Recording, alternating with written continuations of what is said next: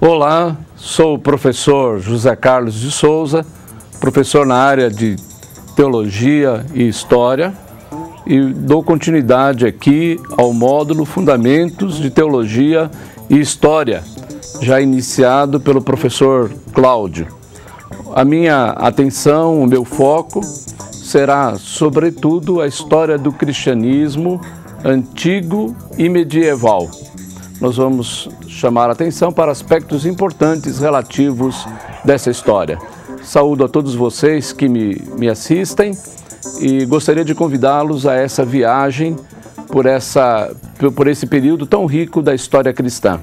Mas a nossa primeira meta aqui, como de costume, será chamar a atenção para os objetivos específicos da teleaula de hoje. Vamos lá. Identificar os pressupostos, a metodologia e as principais tarefas de uma história do cristianismo.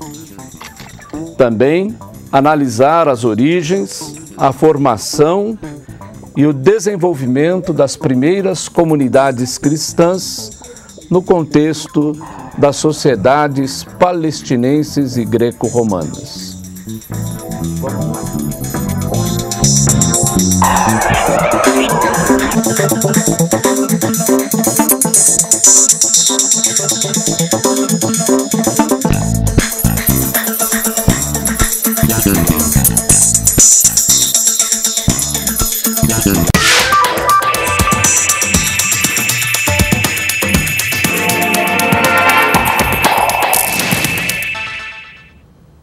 Certamente vocês notaram que o foco da teleaula de hoje se concentra em dois aspectos importantes da história cristã. Em primeiro lugar, vamos considerar a metodologia, o que está por detrás, os pressupostos e também qual a tarefa ou quais as tarefas pertinentes a quem se dedica a estudar e elaborar a história do cristianismo.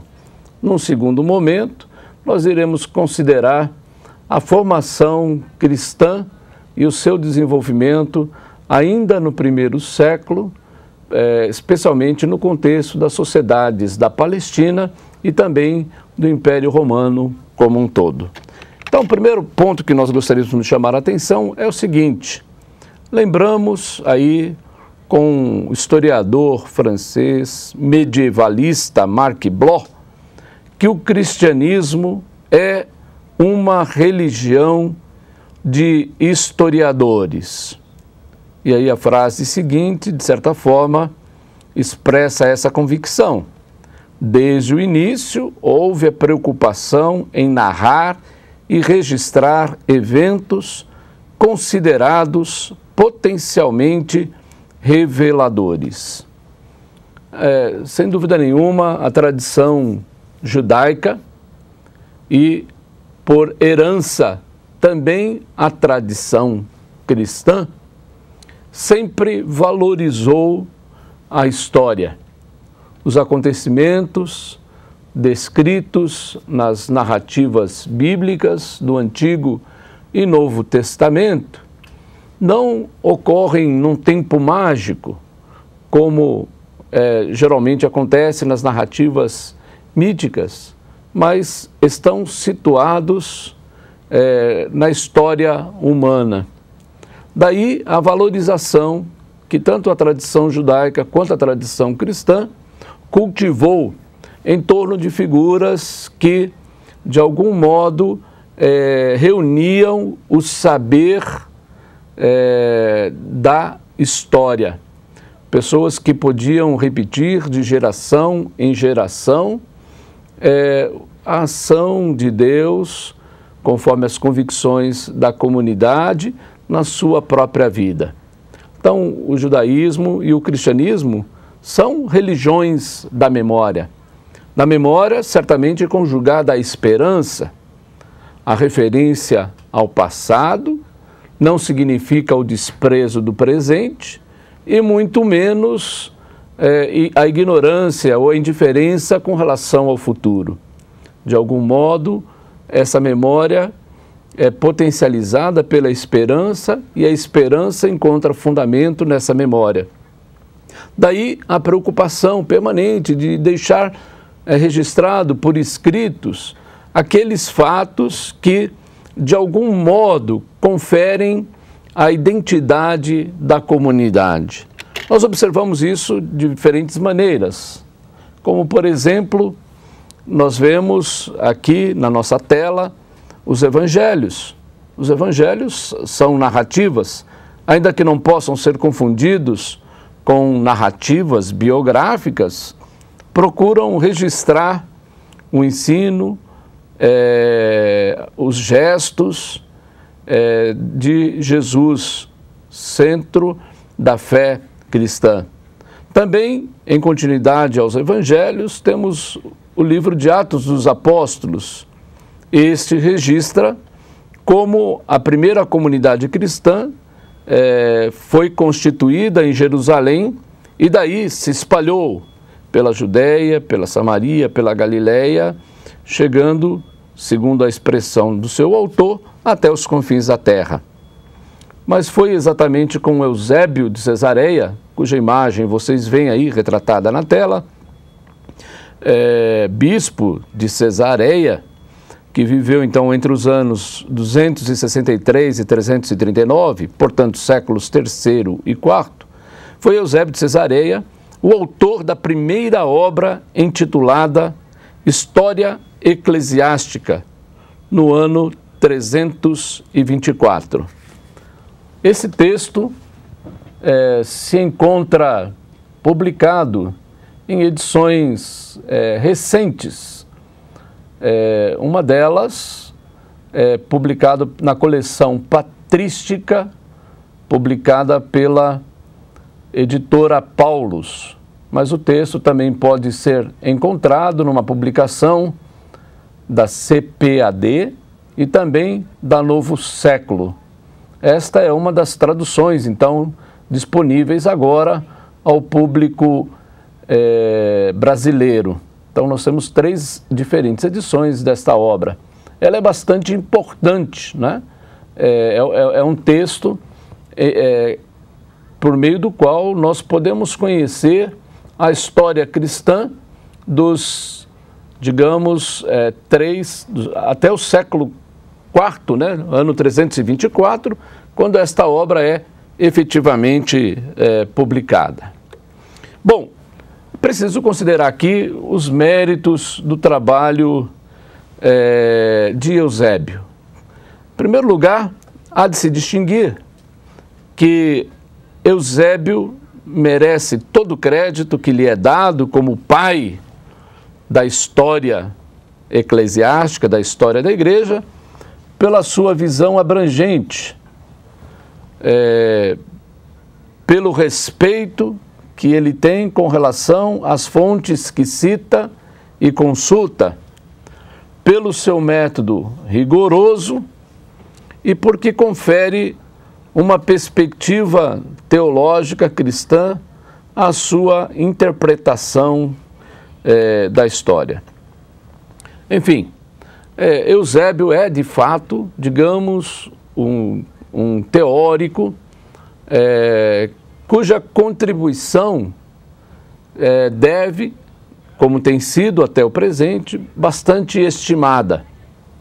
Ele abrange a história cristã nos seus diferentes aspectos, como nós veremos.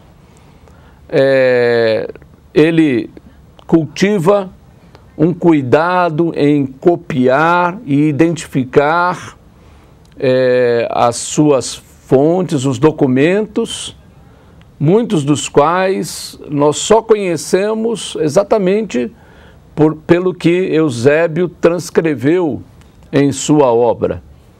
Eusébio também se caracteriza pela sua preocupação em registrar com o máximo de fidelidade, segundo os critérios que a ciência histórica, especialmente dentro da tradição da racionalidade grega, considerava como fundamentais. Então ele tem um método rigoroso, ele busca a comprovação daquilo que diz. E acima de tudo, ele também não observa essa história de forma neutra, mas procura conferir a ela também um sentido teológico. Ao invés daquela racionalidade, da racionalidade predominante na interpretação da historiografia grega, ele procura interpretar exatamente a visão cristã a respeito dessa história.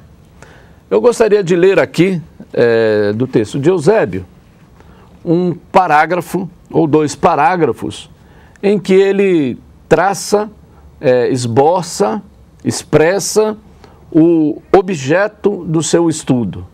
O que, na sua intenção, deve ser, então, o campo de estudo da história eclesiástica. Cito exatamente do livro 1, capítulo 1, os 2 primeiros parágrafos, que diz assim: a sucessão dos santos apóstolos, assim como o intervalo de tempo entre o Salvador e nós. Lembremos que ele escreve no ano 324. A enumeração de tantos e tão importantes eventos no curso da história eclesiástica, quantos, nela mencionados, presidiram e governaram com destaque as dioceses mais ilustres. Em cada geração, quantos foram deputados para ministrar a palavra divina, oralmente ou por escrito, quantos e quando os que arrastados a erros extremos, pela atração de novidades, anunciaram e introduziram uma falsa ciência, e semelhantes a lobos rapaces, cruelmente dizimaram o rebanho de Cristo. Continuando a leitura, ele diz: além disso, as tribulações sobrevindas a toda a nação judaica, logo após as insídias contra nosso Salvador. Quantos, quais e em que tempo os ataques dos pagãos contra a palavra divina. Os grandes varões que em várias épocas por ela suportaram suplícios e combateram até o derramamento do sangue. Sobretudo, e entre nós, os testemunhos prestados e a benevolência misericordiosa do Salvador para conosco. Tudo isto julguei convenientemente transmitir por escrito. Então vejam aqui que ele expõe uma série de elementos tentando estabelecer, digamos, o propósito de uma história eclesiástica. Eu sei que vocês não guardaram na mente esses objetivos ou essas metas, então nós procuramos transcrevê-la aqui para o nosso slide, os principais destaques de Eusébio de Cesareia. Vamos a eles. Ele primeiro destaca a necessidade de estabelecer a sucessão dos apóstolos.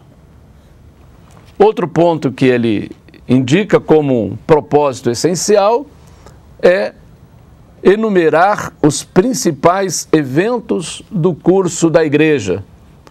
Então, da época da sua origem até o momento em que ele escreve.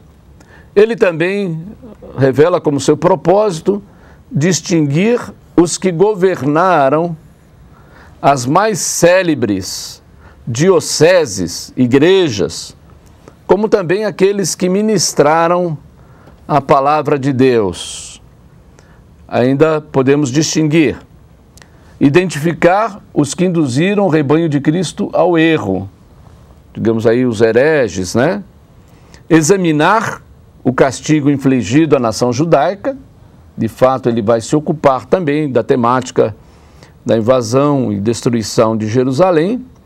E, enfim, descrever a perseguição imposta pelos pagãos e o testemunho dos mártires. Então, exatamente, o que nós notamos aqui, o que nós percebemos, ele tem um propósito, ele tem uma meta, ele tem um objetivo que ele estabelece, de certo modo, como modelos para aqueles que, depois dele, darão continuidade a essa tarefa. Lembro que, e repito, que Eusébio de Cesareia foi o primeiro escritor da antiguidade cristã a elaborar o que se denominou de história da igreja, ou história eclesiástica, como ele chama a sua obra. E a sua obra, então, visa, né, mapear exatamente aqueles elementos que são considerados essenciais na compreensão, no entendimento cristão da história. Mesclando esses objetivos, eu ainda vou sintetizá-los ainda mais para facilitar a nossa compreensão. Vamos lá. Eu vou falar aqui em campos de interesse, né? Campos de interesse. Primeiro, vamos dizer assim, que o primeiro campo de interesse, de investigação, de estudo, conforme a proposta eusebiana, é o estudo da igreja em sua vida interna. A sua organização, os que a governaram, os que pregaram oralmente ou por escrito a palavra de Deus, quais as suas estruturas, seus ministérios, sua funcionalidade, quais os personagens principais, os nomes, as figuras, conforme ele diz, os varões ilustres e os acontecimentos. Esse seria, então, o primeiro bloco, o primeiro campo de interesse, a primeira área em que o historiador deveria se preocupar, a vida interna da igreja. Então, exatamente, né, as pessoas que tiveram uma participação decisiva, quais os acontecimentos, quais o desenrolar dessa evolução. Outro ponto importante, então, é a igreja em suas relações externas. E a gente percebe essa preocupação de Eusébio quando fala daqueles que induziram o rebanho ao erro, faz uma referência especial ao povo judeu e também àqueles que moveram intensa perseguição aos cristãos. Embora ele não mencione no seu prefácio, na sua introdução, também é importante considerar que Eusébio deu grande atenção à história do cânon do Novo Testamento. A palavra cânon significa exatamente norma, regra. Quando a gente diz cânon do Novo Testamento, nós estamos nos referindo como, depois de um longo processo, a igreja definiu quais livros ela considerou, digamos assim, sagrados, quais livros ela considerou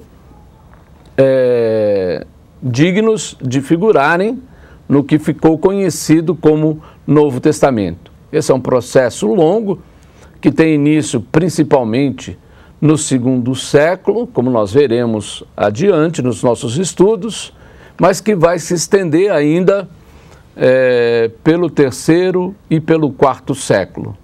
A igreja, aos poucos, vai depurando as muitas informações, o grande volume de literatura que existia para definir o que ela considera o cânon do Novo Testamento, o Novo Testamento. Isso também é abordado por ele, é um dos campos de interesse da sua investigação. Enfim, Eusébio de Cesareia é uma figura importante. Não podemos jamais colocar fora de questão. Muito do que nós conhecemos hoje sobre o cristianismo dos 3 primeiros séculos, nós encontramos, de alguma forma, bem documentado em seu impressionante trabalho. Entretanto, é preciso apontar também que o seu esforço tem lá as suas limitações. O seu esforço também tem restrições que nós não podemos, hoje, quando examinamos a história da igreja, reproduzir. Vou enumerá-los e depois comentá-los brevemente. Em primeiro lugar, ele privilegia quem está no poder. Representa uma visão institucional. Cultiva uma perspectiva dogmática, se deixa conduzir pela orientação oficial e, lamentavelmente, marginaliza o povo, em particular os pobres, os leigos, as mulheres. Então vamos lá. Eusébio inaugurou um estilo, uma maneira de se fazer história da igreja. E ele teve os seus continuadores, mesmo na igreja antiga e na igreja medieval, moderna e até mesmo contemporânea. Ainda hoje há pessoas, há historiadores dentro da igreja que pensam a história à maneira de Eusébio de Cesareia. Mas é preciso romper com esta... Precisamos reconhecer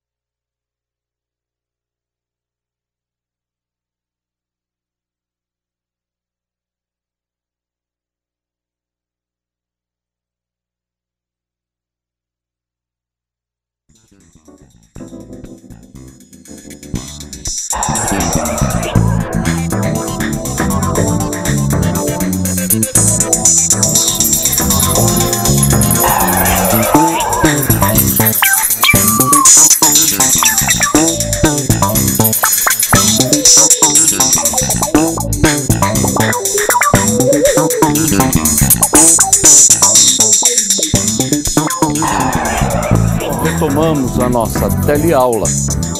Espero que você tenha refletido bastante sobre isso, examinado a prática que usualmente ocorre na maioria das comunidades. Quando se trata de reviver a história, quando se trata de descrever os acontecimentos que dão identidade à comunidade, na maior parte das vezes o que se destaca é a sucessão de pastores, a sucessão de bispos, a sucessão de líderes e, de modo geral, se esquece a vida do povo, a participação do povo. E às vezes não sempre, né? Um pastor não faz uma comunidade, a igreja é feita por muitas pessoas. Então, ao refletirmos sobre a maneira como pensamos a história, hoje somos desafiados, não só no campo da igreja, mas também no campo da investigação da sociedade de modo geral, a considerar a participação popular, a participação coletiva, evitando, digamos assim, a personificação da história. Nós vamos agora seguir para um outro tópico relacionado a este. É o tópico referente às origens cristãs. E a primeira pergunta que nós fazemos é: como nós podemos conhecer a história do cristianismo das origens? Quais as fontes que estão disponíveis para aqueles que desejam conhecer mais profundamente essa história? Quais as fontes, os documentos que estão acessíveis àqueles que pretendem, de alguma forma, vasculhar este episódio? Vamos olhar o nosso slide e vamos então dar continuidade sobre isto. As origens cristãs. Como podemos conhecer as origens da fé cristã? Podemos dizer, especialmente com relação à história de Jesus Cristo, né, que há duas qualidades de fontes. Chamamos aqui de fontes os documentos que se encontram à nossa disposição para o conhecimento da fé cristã. Porque ninguém faz história sem basear-se em fontes, em basear-se em documentos. Eu estou chamando aqui de fontes externas e fontes internas. Há fontes judaicas e semitas, né? Aí estão relacionadas, como, por exemplo, Flávio Joséfo. A obra de Flávio Joséfo também foi reeditada, sua famosa História dos Judeus, pela CPAD, né? Uma edição mais recente que eu conheço. E Flávio Joséfo, então, um historiador judeu, ligado de alguma forma aos romanos, que viveu nos anos 38 e 105. Então, bastante contemporâneo de fato, às origens cristãs. Mas também as fontes romanas, né? Por exemplo, Suetônio, Tácito, também a carta de Plínio, jovem governador da Bitínia, são documentos basicamente romanos, pelos quais nós conhecemos a história cristã neste primeiro século. E há, então, as fontes internas, sobretudo, nesse caso, os evangelhos canônicos, ou seja, os evangelhos de Mateus, de Marcos, de Lucas e de João, né? São esses evangelhos a fonte privilegiada pelas quais conhecemos a história de Jesus. Não há registro algum contemporâneo que nos relate a história do que se passou. E a história dos evangelhos também, devemos dizê-lo, também não correspondem exatamente a narrativas contemporâneas. À medida que Jesus pregava, não tinha ninguém ali fazendo as suas anotações, suas abreviações dos sermões por ele pregado. Os evangelhos têm uma redação bastante complexa, como nós podemos examinar aqui no próximo slide. Esses evangelhos, então, exatamente aqui nós temos, hoje há um consenso entre os especialistas do Novo Testamento de que o evangelho de Marcos é o mais antigo, mais ou menos no ano 70 teria sido elaborado. E é certo, então, que este evangelho, tendo sido o primeiro, serviu de fonte para os próximos evangelhos. Então, aqui, de Mateus, e também serviu de fonte para o evangelho de Lucas, que o utilizam independentemente. Isto explica, por exemplo, que esses três evangelhos tenham um plano comum, uma estrutura comum. Se você analisar cuidadosamente, você irá perceber que eles podem ser tomados de um só olhar. Até poderíamos colocá-los coluna a coluna, e eles têm uma narrativa que seguem o mesmo plano. Isso se explica exatamente pela dependência que Mateus e Lucas têm em relação ao Evangelho de Marcos. Por isso, esses três evangelhos são conhecidos como evangelhos sinóticos. Podem ser vistos com um olhar, de uma forma conjunta, né? Mas aí, quando a gente examina, a gente percebe também que há textos que constam em Mateus, que constam em Lucas e, contudo, não estão inseridos no Evangelho de Marcos. Então, aqui a hipótese de que esses documentos vêm de uma segunda fonte, que é comum a Mateus e Lucas e que tem sido chamada de fonte que, né, do alemão Quelle, que quer dizer exatamente fonte, né? A fonte que serviu exatamente a Mateus e Lucas e é diferente da que eles têm em Marcos. Geralmente são palavras de Jesus, são ditos de Jesus. Se supõe que esta fonte reunia, sobretudo, o ensino de Jesus.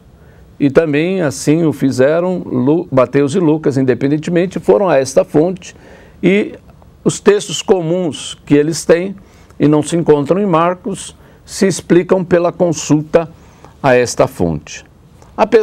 Além disso, né, tanto Mateus como Lucas tiveram acesso a fontes próprias. Então nós acentuamos que também eles têm um terceiro caminho, que é o material próprio, ou seja, a material cuja conservação, cuja memória ficou preservada na comunidade lucana, e há outro material que ficou preservado na comunidade de Mateus. Um exemplo que podemos citar é a conhecida parábola do bom samaritano, que se encontra apenas relatada no Evangelho de Lucas. Ali se preservou, então, a memória, ou ainda a parábola conhecida como filho pródigo, né? E outros textos particulares de Mateus. Então nós teríamos aí na composição desses evangelhos essas três fontes. O Evangelho de Marcos, primeiro evangelho a ser redigido, uma fonte que reunia os ditos e a palavra de Jesus, e fontes, digamos assim, peculiar, própria a cada um destes evangelistas. E devemos distinguir ainda o Evangelho de João. Se Mateus e Lucas teriam sido redigidos por volta do ano 85, 95, né, ou 90, João, mais ou menos situado por volta do ano 100. Tem uma narrativa diferente, bastante peculiar, há traços próprios no Evangelho de João. Ele desenvolve, digamos, uma reflexão, né? As frases curtas de Jesus, as suas parábolas, os seus ditos são substituídos por discursos mais longos, mais desenvolvidos. Muitos veem nisso, sobretudo, a obra mesma do evangelista. E houve até uma certa tendência, durante algum tempo, de considerar o Evangelho de João como uma fonte histórica de segunda, digamos assim, de segunda categoria. Entretanto, é fato que João pode servir como um corretivo importante também para os demais evangelhos. Em que sentido, por exemplo? Com relação à cronologia, né? Quando a gente considera os 3 primeiros evangelhos, a gente percebe que eles são muito mais relatos da paixão de Jesus, da última semana de Jesus. Alguém disse até que são histórias da paixão com uma introdução um pouco mais longa. E aí, quando a gente lê esses evangelhos, a gente tem a sensação de que o ministério de Jesus durou aí poucos meses e ele logo teria sido, então, vítima da intolerância daquele período que o levou, enfim, à morte. O Evangelho de João, por sua vez, já mostra Jesus pelo menos em 3 ocasiões diferentes em Jerusalém. Por conta disso, então se supõe ou se estima que o ministério de Jesus teria durado pelo menos 3 anos, né? 3 anos é exatamente o que está na consciência da maioria das pessoas quando pensa no ministério de Jesus. Mas é uma, digamos assim, uma correção que a cronologia ou a narrativa joanina faz a narrativa desses evangelhos. Mas os evangelhos não podem ser lidos de forma alguma como biografias, retratos exatos do que aconteceu com Jesus. Os evangelhos são, antes de tudo, testemunhos de fé.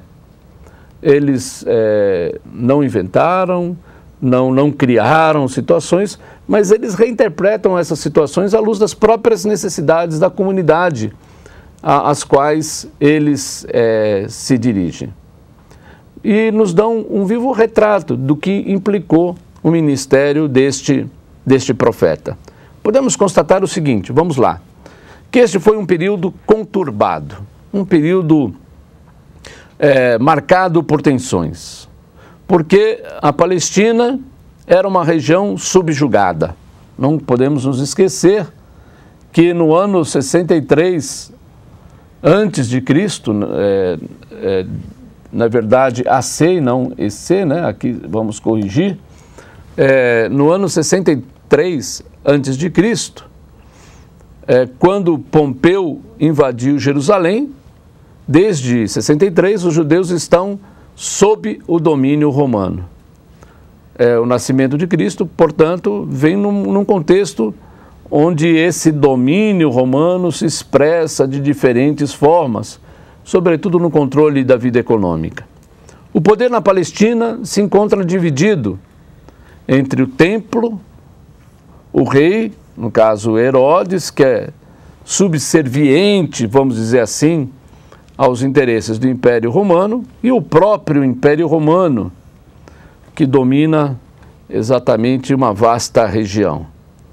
É evidente que o povo, nessas circunstâncias, era ignorado, tanto pelas autoridades políticas quanto religiosas.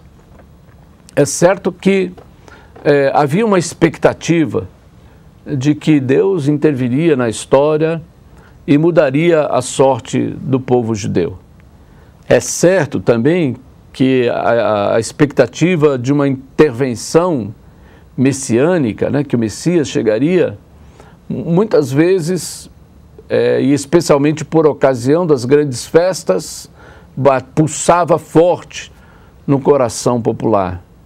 Mas o fato é que, na rotina do dia a dia, as condições de vida sob dominação romana, sobre exploração intensa, era extremamente pesada. Quando analisamos, do ponto de vista religioso, a história judaica, quando verificamos o judaísmo, constatamos também que esse judaísmo estava longe de ser uma religião monolítica, né? Havia várias tendências presentes, havia vários movimentos, ele abrigava vários movimentos. Boa parte do mundo judaico vivia fora da região da Palestina. Se estima que para cada judeu vivendo na Palestina, 5 ou 6 viviam fora, espalhados que foram nos séculos anteriores pelo mundo antigo. Havia uma comunidade judaica bastante forte, por exemplo, em Alexandria, havia comunidades na Ásia, na Síria, mesmo em Roma. Os judeus estavam espalhados. É claro que esses judeus já não cultivavam mais não tinham uma forte ligação com o templo. A sua fé estava mais bem representada através das sinagogas, onde o tema central, o eixo central, não era mais ocupado pelos sacrifícios, mas sim pelo estudo da Torá ou da lei. Mas no ambiente judaico nós distinguimos também que ali não havia unanimidade. Podemos falar de vários partidos. Entre eles havia os saduceus, partido composto pela aristocracia judaica. São as elites dirigentes e também os sacerdotes. Eles fazem parte deste grupo conhecido como saduceus. Politicamente, teologicamente, era um grupo extremamente conservador, já que eles conservavam apenas a Torá como livro sagrado. Apenas a lei, os 5 livros da lei, o Pentateuco, ocupava o objeto da sua fé. Por exemplo, eles não aceitavam a ideia de ressurreição, já que a ideia de ressurreição não está presente nos 5 primeiros livros da Bíblia. Era um grupo, então, exatamente pela sua prática sacramental, pelo vínculo ao templo, bastante ritualista. A solução encontrada, difundida, apregoada pelos saduceus passava exatamente pela repetição dos ritos que compunham a tradição judaica. O outro grupo que distinguimos são os fariseus. Diferentemente dos saduceus, ele representa um grupo popular, leigo. Não são sacerdotes, são doutores da lei. Eles também têm um apego firme à lei judaica, mas aceitam também os profetas, os salmos, os escritos. Mesmo assim, se caracterizam pela observância restrita da lei. De certo modo, os fariseus vão se tornar comentaristas dessa lei, vão expandi-la, vão criar escolas, vão difundir esse ensino. Exatamente isto os torna objetos da crítica de Jesus, muito embora ele esteja até bastante próximo dos grupos farisaicos. Além dos saduceus e fariseus, nós temos também os essênios, que viviam uma vida semi-monástica, se retiravam do convívio social, criam ser os filhos da luz e esperavam a vinda deste reino, do reino de Deus, do Messias futuro, o Mestre futuro, separando-se, apartando-se da vida do templo e da vida social junto ao povo. Eles representam uma solução espiritualista. Por último, nós temos os zelotes. Havia ainda outros grupos, mas nós estamos aqui simplificando os 4 principais grupos. Os zelotes compunham um grupo nacionalista que propunham uma via revolucionária. Eles buscavam exatamente a libertação do povo. Eles não aceitavam de forma nenhuma, em hipótese alguma, o domínio romano e queriam ver restituída a glória do antigo Israel, a autodeterminação, não apenas por motivação política, mas também religiosa.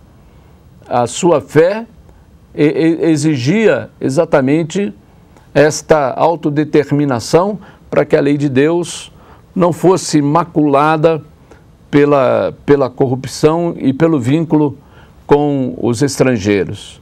de certo modo, eles conseguiam causar forte impacto junto à população mais pobre.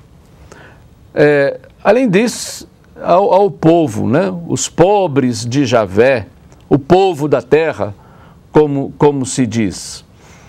Flávio Joséfo, o escritor judaico que já mencionamos, indica em sua obra A História dos Judeus que para o povo escapar da penúria havia 4 saídas. Uma delas era a imigração. Um pouco explica a diáspora dos judeus no mundo antigo. A busca de melhores condições de vida para além das fronteiras da Palestina. Outro era a mendicância. A esmola era uma instituição da própria religião judaica, como podemos ler nos próprios evangelhos. Outra alternativa é o banditismo, né? E até mesmo aí a associação com estes grupos como os zelotes. Era uma forma de encontrar a sobrevivência numa época bastante cruel contra os mais pobres. E outra alternativa era a própria religião, a devoção, a piedade, a procura de sentido aí e a esperança, né, de que Deus em algum momento iria interferir na história e iria suscitar a esperança do povo.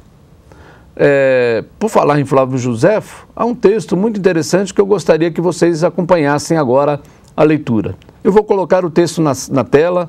Vejam essa narrativa. Ela é exatamente do 1º século.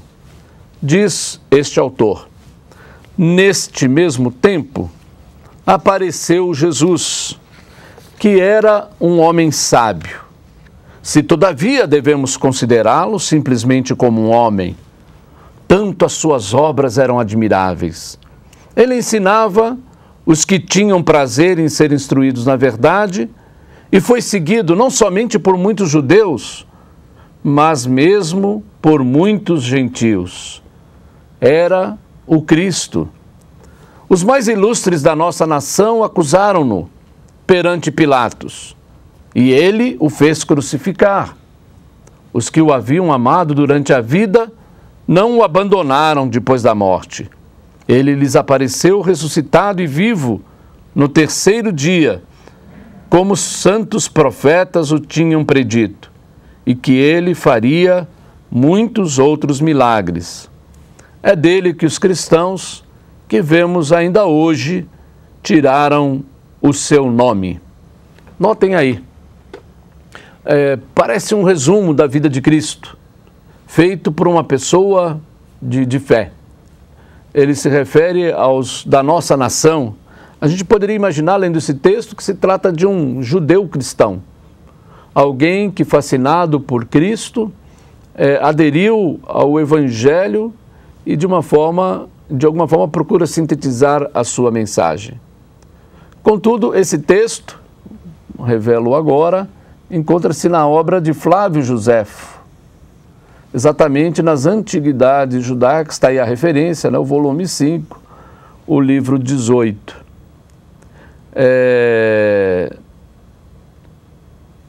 Exatamente aí a gente fica difícil. Como é que um judeu, como era Flávio Joséfo, em nenhum momento nós temos a indicação de que ele se converteu ao cristianismo? Como judeu, como ele poderia ter feito essas declarações? Ele era o Cristo, não é? Há muitos autores, então, que suspeitam que esse texto foi inserido na obra de Flávio Joséfo por um cristão piedoso, que, lamentando a omissão de referência tão importante na história judaica, no seu entendimento, acabou deixando a história de Jesus de lado. De fato, nós podemos pensar que, de fato, esse texto foi acrescentado posteriormente. Embora, como sugerem autores menos críticos ou mais condescendentes, é possível que aí tenha um núcleo original do texto de Flávio Joséfo. De qualquer forma, é interessante esse texto porque ele oferece uma certa síntese do que nós podemos entender da figura de Jesus. No próximo slide eu faço um pouco esse resumo, né?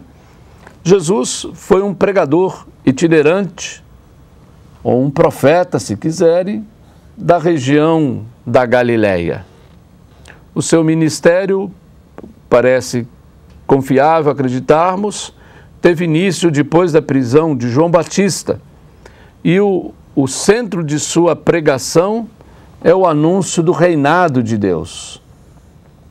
Essa palavra aparece pelo menos 122 vezes na boca de Jesus, segundo os evangelhos sinóticos, enquanto a palavra igreja aparece apenas 2 vezes. De alguma forma, ele representa essa esperança messiânica de que Deus interviria na história, inaugurando um novo tempo. Ele se identificou com aqueles grupos considerados excluídos da sociedade, marginalizados da sociedade. Conviveu, abençoou as crianças, incluiu mulheres e se dirigiu a elas em seu ministério, apregoou aqueles que a sociedade considerava impuros e fez também duras críticas à elite dirigente. E por conta disso, foi condenado à morte e morreu na cruz. Em poucas palavras, de forma sintética, este foi o impacto do movimento de Jesus. Como dissemos, pode ter durado exatamente cerca de 3 anos. E aí nós deixamos aí esse registro. O movimento de Jesus não era formado por grupo ligado ao templo, nem possuía aspecto sacerdotal. Mantinha contato com todos os grupos sociais, mas, em especial, com aqueles que eram marginalizados, com aqueles que eram excluídos. Talvez aqui a gente pudesse se interrogar, talvez aqui a gente pudesse se perguntar por que razão Jesus se recusou simplesmente identificar-se com os grupos religiosos. Porque ele não se acomodou às soluções que já eram oferecidas. E qual, de fato, a novidade que ele trouxe à sua época? Vamos pensar sobre isso e, enquanto pensamos e deixamos essas ideias amadurecerem, queremos considerar o último tópico, então, da nossa teleaula, que é exatamente o nascimento da igreja. E aí constatamos o seguinte, como podemos ver. Encerramos a nossa narrativa anterior dizendo que Jesus morreu pelas duras críticas que dirigiu aos dirigentes da época. Quem lê, de fato, por exemplo, o texto de Mateus 23, dificilmente vai encontrar palavras mais duras ditas contra um grupo dirigente, né? Jesus denomina de hipócritas que não observam ou que desprezam a verdadeira lei de Deus. Jesus não estava apegado às soluções ritualísticas dos saduceus, tampouco encontrou a saída legalista ou espiritualista, ou mesmo militante dos outros grupos, respectivamente, saduceus, fariseus, essênios e zelotas. Jesus buscou outra via e, como consequência disso, foi levado à morte. Mas a comunidade, de alguma forma, de seus discípulos, se reúne novamente, anunciando então a ressurreição, como podemos ver no nosso slide. Vamos lá? Isso, como podemos ver no nosso slide, Jesus anunciou a ressurreição. ou melhor, desculpe, a comunidade anunciou que Jesus não havia ficado prisioneiro da morte. E a convicção de que ele havia ressurgido levou a uma nova mobilização daqueles que, inclusive, haviam voltados para o seu antigo ofício. E aí nós temos a formação da primeira comunidade de Jerusalém, depois da pregação de Pedro, no dia da festa de Pentecostes. É bom lembrarmos que essa primeira comunidade reunia apenas judeus. Essa primeira comunidade reunia apenas judeus. O texto de Atos dos Apóstolos, fala que essa comunidade agregava hebreus e helenistas. É preciso aqui considerar o que significam estas expressões.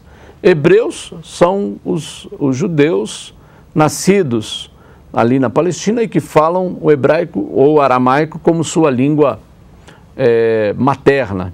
Os helenistas são judeus que, tendo vindo da região da diáspora, estavam dispersos em outras áreas, têm apenas o grego como sua língua. Porque a primeira comunidade cristã, a comunidade que se forma em Jerusalém, é basicamente uma comunidade judaica. É bom lembrar que logo no começo o nome igreja é adotado.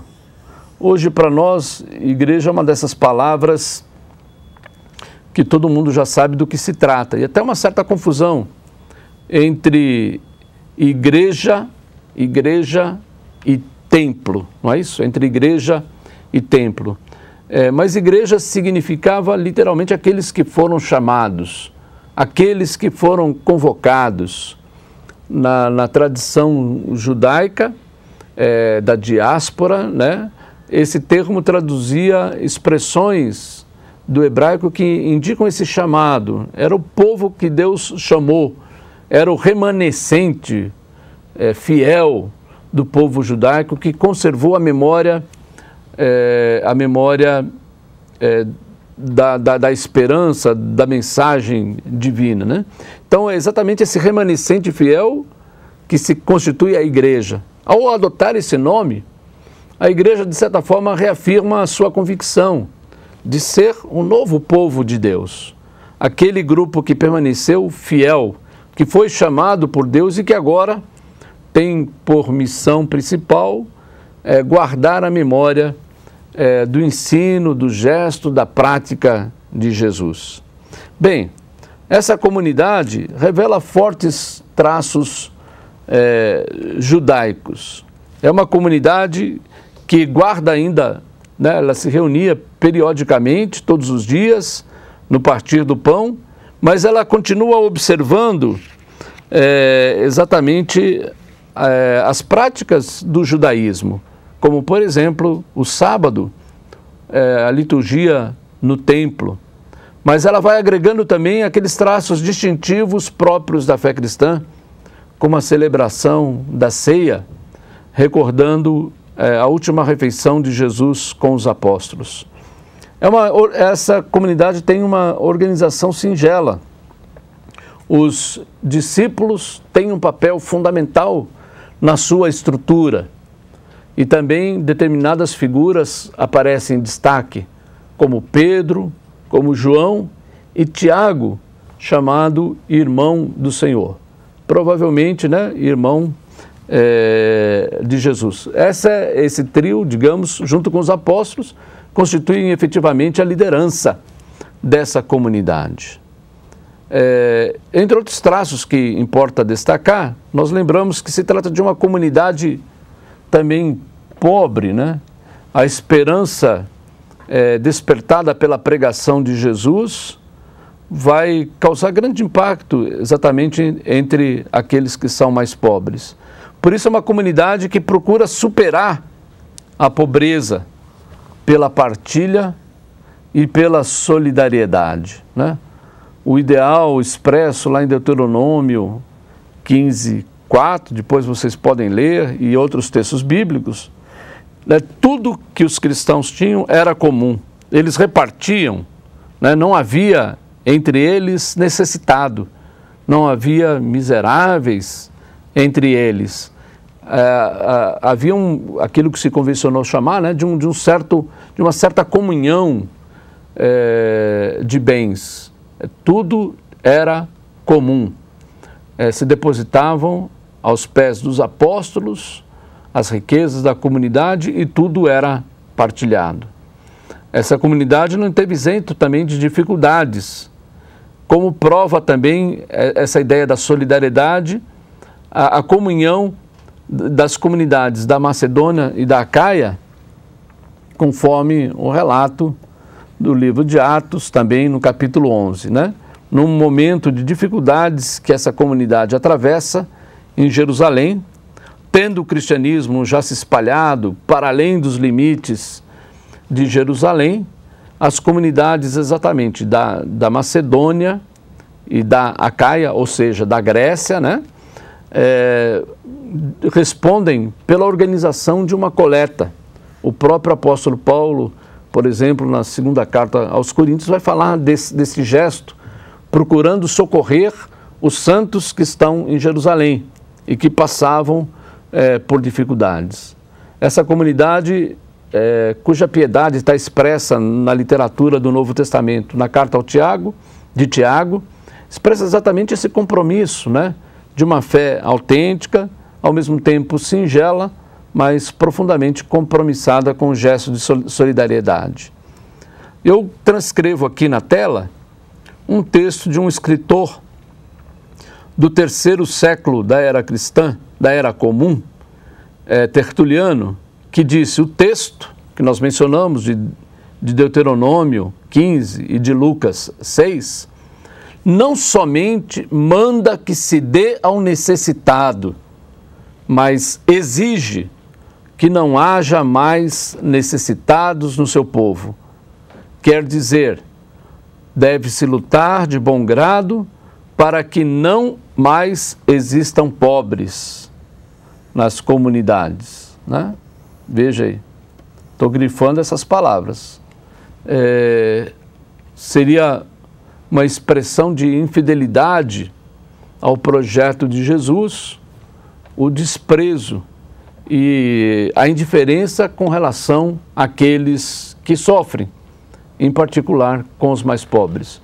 Isso é um traço bastante marcante e, de fato, distintivo da comunidade, das primeiras comunidades cristãs, especialmente essas que se formam aí na região, no entorno de Jerusalém e da Palestina. Bem, essa comunidade tem o seu momento de dispersão também por conta da perseguição que se abate sobre eles. É interessante, né? Hoje, quando reconstituímos a história das primeiras comunidades cristãs, vem à nossa mente a ideia de que os cristãos se expandiram, espontaneamente, em obediência à pregação de Jesus. Nós supomos que eles foram já em diferentes partes para anunciar o Evangelho. A verdade é que os primeiros cristãos ficam estabelecidos em Jerusalém. E foi exatamente a perseguição movida pelos judeus que leva o cristianismo à dispersão. E a primeira comunidade, então, ao se dispersar, vai também expandindo as fronteiras do cristianismo. Assim, o cristianismo vai ultrapassando os limites em que estava situado. São limites geográficos, não mais Jerusalém, não mais a Judéia, não mais a Galileia, não mais a Síria. O cristianismo vai se expandindo, vai conquistar a Ásia e outras regiões do mundo antigo. Mas também se ultrapassa os limites étnicos, ou seja, o cristianismo rompe as fronteiras do judaísmo. O cristianismo rompe as fronteiras do judaísmo. E isso suscita na comunidade cristã um debate acirrado entre o que estou chamando um partido que defende o particularismo contra um partido que defende uma visão universalista. o que estamos dizendo? Muitos cristãos de origem judaica sustentavam a ideia de que se tratava, para se tornar cristão, era preciso antes se fazer judeu. Era preciso observar todas as prescrições, todas as normas relativas à purificação, aos alimentos, às celebrações rituais próprios do judaísmo, incluindo aí a própria circuncisão, o que era visto por muitos, pelos não-judeus, como, na verdade, um ato que se devia rejeitar, né? A prática alimentar também, judeus não comiam porco, e isto era comum fora do círculo judaico. Havia uma série de restrições. Ou seja, para se tornar cristão, é preciso se tornar judeu? Seguir todas as determinações próprias da religião judaica? O Partido Universalista sustentava a ideia de que não. O cristão não mais está sujeito à lei. Ele é livre da lei. É interessante que a participação de Paulo nesse debate acabou, de alguma forma, levando essa discussão para um patamar mais amplo. O texto de Atos 15 e Gálatas 2 menciona uma grande reunião chamada de Concílio de Jerusalém para que esse tema fosse debatido. E, de fato, a igreja, aos poucos, vai assimilando a existência de outros cristãos não mais ligados à tradição judaica. De qualquer forma, o cristianismo judaico ainda sobrevive por algum tempo. Evidentemente, um golpe duro vai ser desferido no ano 70, quando Jerusalém, a cidade de Jerusalém, é invadida e destruída, e também depois, por volta do ano 130, 135, quando mais uma vez os exércitos romanos desferem um duro golpe na cidade de Jerusalém e arredores. Os cristãos se refugiam numa cidade vizinha e cada vez mais ficam restritos ao próprio grupo e acabam, de alguma forma, se distanciando dos outros cristãos, que agora são basicamente cristãos de origem gentílica. Então, esses são o importante considerarmos que a tradição judaica, de alguma forma, foi preservada e conservada também na herança cristã. Os cristãos, os judeus, né, transmitiram um legado que passa para os cristãos como uma herança irrefutável e que ainda hoje, de alguma forma, modelam a nossa compreensão de fé, a nossa compreensão de Deus, a nossa compreensão do ser humano. Foram essas primeiras comunidades de origem judaica as que registraram as marcas, os sinais, as origens da comunidade cristã. Mas a partir daí o que nós temos é o cristianismo gentílico, ou seja, o cristianismo não judeu. Vamos lembrar que foi exatamente ali na região da Síria, em Antioquia, que pela primeira vez esse termo cristianismo, cristãos, foi utilizado, não é? É curioso que na literatura cristã antiga, exatamente a Didaqué e as cartas de Inácio de Antioquia são os únicos textos que usam essas expressões, cristão e cristianismo, o que indicam que exatamente confirmando o que o texto bíblico diz, que é exatamente ali na região da Síria, especificamente de Antioquia, que esse nome apareceu por primeira vez. Porque aí já se configurou declaradamente, né, a distinção do cristianismo como uma religião nova. Bom, esse foi um passo decisivo para o cristianismo.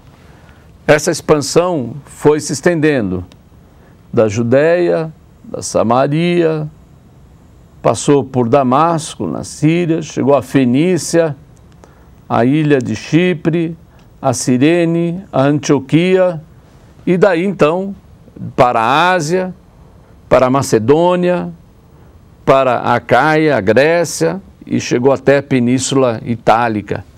Depois também entrando no norte da África, no Egito, e foi então também conquistando outras cidades. O cristianismo então se expandiu, e uma figura-chave desse cristianismo gentílico, sem dúvida nenhuma, é a figura do apóstolo Paulo. O apóstolo Paulo se distingue pelo menos por 3 aspectos importantes. Pela sua intensa atividade missionária, porque é de sua pena que procede a mais antiga literatura cristã, e também porque a sua teologia ajudou a configurar ou a reconfigurar o cristianismo num novo tempo. Se nós fôssemos colocar o Novo Testamento em ordem cronológica, nós não colocaríamos em primeiro lugar os evangelhos. Nós iríamos colocar em primeiro lugar a carta do apóstolo Paulo aos Tessalonicenses, mais ou menos aí por volta do ano 50. É o documento mais antigo, não é, que nós temos no nosso Novo Testamento. E as cartas de Paulo antecederiam os evangelhos, todos eles. Como nós vimos, se fôssemos colocar em ordem os evangelhos, seria Marcos, Mateus e Lucas e depois João. Se nós fôssemos colocar na ordem em que os textos foram escritos. Isso significa até que para entender os evangelhos nós temos que entender de alguma forma as cartas de Paulo e o cristianismo que elas refletem. O apóstolo Paulo, de qualquer forma, é uma figura importantíssima na tradição e na memória cristã. Então, seja já pelo seu empreendimento missionário incansável, que alargou as fronteiras do cristianismo, especialmente para a região da Ásia, da Macedônia, as primeiras igrejas da Europa, fundadas por ele, Tessalônica e Filipos, e também para a Grécia, comunidade de Corinto. Paulo pregou, inclusive, no Areópago de Atenas, né? Então, exatamente essa expansão não foi o único, né? Certamente o cristianismo teve outros missionários, outras personalidades importantes, e a própria expansão natural da população, o próprio movimento da população, o cristianismo foi expandido sobretudo por cristãos anônimos, mas a figura de Paulo também emerge como uma figura importante exatamente pelo legado das suas cartas e da sua teologia, especialmente pela sua participação naquele debate, né, que defendeu que o cristão estava livre da lei, que o cristão não estava sujeito mais à lei em todas as suas prescrições. O slide que eu trago agora traz um pouco uma própria apresentação de Paulo feita por ele mesmo, né? Ele diz: fui circuncidado no 8º dia, sou israelita de nascimento, da tribo de Benjamim, hebreu, filho de hebreus. Quanto à lei judaica, fariseu. Quanto ao zelo, perseguidor da igreja. Quanto à justiça que se alcança pela observância da lei, sem reprovação. Dessa forma sintética e firme, Paulo faz a sua própria apresentação. Convém, entretanto, né, ressaltar que ele considerou tudo isso refúgio diante da mensagem de Cristo. E se tornou, então, aí difundiu, né, enérgico, um grande evangelista dos primeiros cristãos. O próximo slide traz um mapa. Eu queria que vocês me acompanhassem. Se vocês olharem esse mapa depois, comparando com o mapa mundo, vocês vão ver. Aqui está a África, né? Aqui é o deserto do Saara. A África, é o norte da África. Então temos aqui o Oriente Médio, a Ásia, né? Aqui então a região da Macedônia, da Caia, ou a Grécia, né, que nós falamos, a Itália, né? Então a Itália todos conhecem pelo seu formato, lembrando a bota, né? Então aqui estamos no limite do Império Romano no mundo antigo. O cristianismo se difundiu então já nos primeiros séculos, no primeiro e segundo século, não apenas por conta da influência do apóstolo Paulo, mas o cristianismo então vai atingir, temos aqui então a região bastante ocupada do Oriente Médio, a região da Ásia é destacada no mapa que está aqui acima, né? O cristianismo se tornou bastante expressivo na região da Ásia, aparecem aí várias cidades que nós conhecemos da literatura do Novo Testamento, né? A Ásia, a Macedônia e a Caia, essa região foi extremamente ocupada pelo cristianismo, era uma região de muitas cidades, né? E também alcançou aqui a própria Itália, a região da Itália. E também aqui no norte da África, o cristianismo foi tendo a sua expansão. O cristianismo, então, vai se tornando cada vez mais uma religião que, apesar das dificuldades encontradas da sua expansão, alcança as populações do Império Romano. O Império Romano, de certa forma, facilitou até mesmo essa expansão, por diversas formas. Pelo uso da língua comum, né? O grego comum, o grego koiné, o grego comum, era uma língua que podia ser falada nos limites de toda essa região, embora às vezes línguas nativas fossem mantidas. O grego servia de comunicação universal. A facilidade das comunicações que o Império Romano acabou constituindo no mundo antigo, tanto pelas vias terrestres também como pelo mar, né? O Mediterrâneo se tornou, na verdade, um mar, né? Um mar romano, um lago, vamos dizer assim, entre aspas, romano. Bem, mas eu queria avançar mais um pouquinho, fazer uma comparação, ainda que breve, ainda que rápida, ainda que superficial, entre Paulo e Jesus Cristo. Podemos dizer que há também diferenças entre ambos, né? Sem entrar em consideração de que se ele foi fiel ou não à intenção de Jesus, é preciso notar, né, que o centro da pregação de Jesus era o reino de Deus. Paulo fala, ao invés disso, em salvação, embora por meio de Cristo. Há uma atitude diferente frente à estrutura familiar. Jesus, muitas vezes, subordina a própria família à mensagem do reino. Paulo sustenta aí aquilo que se convencionou chamar um autoritarismo do amor, né? Há também diferenças operacionais entre o mundo de Jesus e o mundo em que Jesus viveu. Paulo enfrenta um mundo bem mais complexo do que a Galileia. É um mundo urbano, o mundo das cidades, o mundo do trabalho. Também há diferenças culturais.